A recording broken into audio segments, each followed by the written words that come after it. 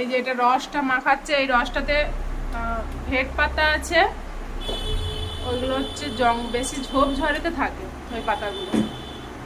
আর ধুতরা পাতা, মানে ধুতরা পাতা বলতে সেই যে যেইগুলো শিব ঠাকুরকে দেওয়া হয় না পুজোর সময়, ধুতরা ফুল এরকম লম্বা লম্বা, সেই ফুলের পাতাগুলো ওইগুলো। আর পান পাতা, 3 রকমই পাতা দিয়ে, আর এতে কর্পূর দেওয়া আছে, আবার লেবুর রস, মানে এগুলো এটা এই কারণে মাখা, মাথায় খুশকি টুসকি দূর হবে। আর হচ্ছে তোমার চুলটাকেও ভালো সিল্কি করবে, যেরকম কন্ডিশন মাখলে সিল্কি হয়ে যায় না, ওরকম চুল ওঠাটাও কম হবে, যার জন্য এটা মাখা। খাই দেখ বুধ করে দিছে।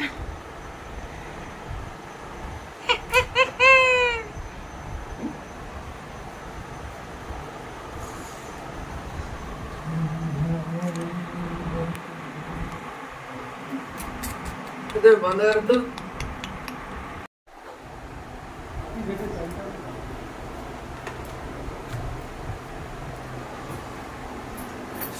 পুরো চুলটা অ্যাপ্লাই করে দিয়েছি।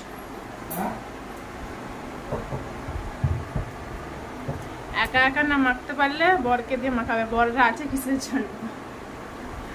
আর সত্যি সত্যি পিছনের দিকে হাত চায় না, অসুবিধাও হয় মাখতে।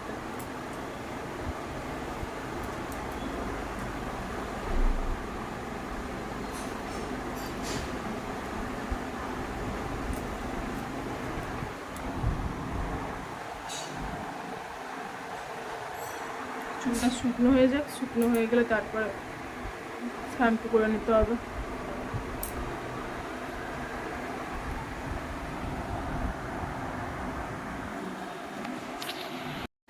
তোমরা একবার বাড়িতে ট্রাই করে দেখো, সত্যিই কাজ দিবে এটা, প্রচণ্ড পরিমাণে কাজ দেয়। মানে আমি তো প্রায়ই মাখি এটা। চুলের গোড়াগুলো শক্ত হয়, মানে চুল উঠাটাও বন্ধ হয়। না আমার প্রচুর চুল উঠে, ভীষণ চুল উঠে।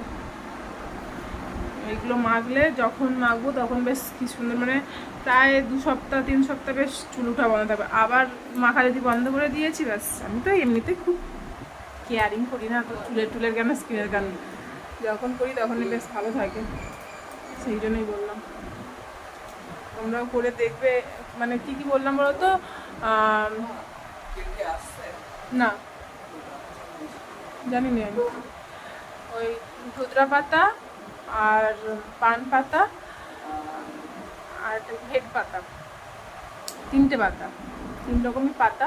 আর ওগুলো তুমি যেখানে সেখানেই পেয়ে যাবে। পান পাতাটা আমি কিনে নিয়ে এসেছি, আর ধুতরা পাতা আর হেড পাতা তো ঝোপ জঙ্গলে থাকবেই, প্রচণ্ড থাকবে, তো ওখান থেকে কালেক্ট করে নেবে তোমরা। আর কর্পূরটা কিনে নিয়ে আসতে হবে, লেবুর রস একটু দিয়ে দেবে ব্যাস।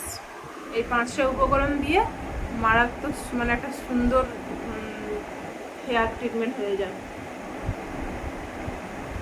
প্রাকৃতিকভাবে।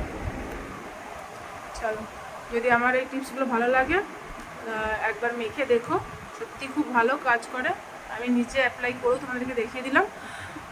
আর যদি ভিডিওটা ভালো লাগে, যদি উপকার হয়ে থাকে, কমেন্ট করে বলো, লাইক কমেন্ট সব শেয়ার করে দিও। টাটা।